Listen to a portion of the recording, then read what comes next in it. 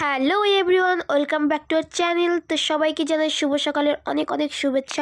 আমি কিন্তু আজকে অনেক সকালে উঠে পড়েছি, আর এই সকালবেলা উঠার কারণ হচ্ছে আমাদের বাড়িতে আজকে সকালে হবে কীর্তন। তোমরা তো অনেকেই জানো কার্তিক মাসকে দামোদর মাস বলা হয়। এই দামোদর মাস কেন বলা হয় অনেকেই আবার জানো না, তো যারা জানো না তাদেরকে ছোট্ট করে একটু বলে দিই। কার্তিক মাসকে দামোদর মাস বলা হয় কারণ এই মাসেই ভগবান শ্রীকৃষ্ণের দামোদর রূপে প্রকাশিত হন। একদিন মা যশোদা ছোট্ট কৃষ্ণকে দুষ্টুমির জন্য উখলের সঙ্গে দড়ি দিয়ে বেঁধে রেখেছিল। এই ঘটনা থেকেই ভগবানের নাম হয় দামোদর। দামোদর কথাটির অর্থ হলো যার উদর বা কোমর একটি দড়ি দিয়ে বাঁধা ছিল। দামোদর মাস বা কার্তিক মাস শ্রীকৃষ্ণের পুজো করে, বিশেষ করে দীপদান করে এবং নিরামিষ বা হবিষ্যান্ন গ্রহণ করে।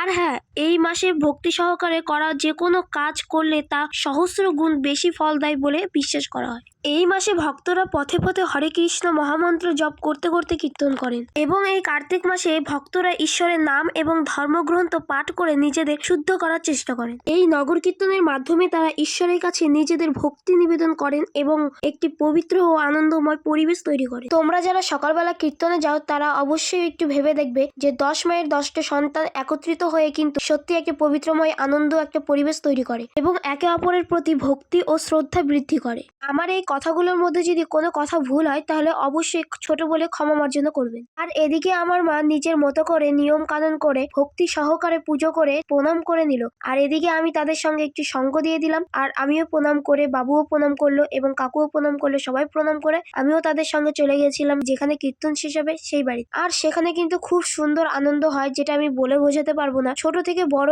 সবাই উপস্থিত থাকে গ্রামের। আর হ্যাঁ গাইস, প্রথম থেকে শেষ পর্যন্ত যারা যারা ভিডিওটা দেখেছো অবশ্যই কমেন্টে লিখতে ভুলো না।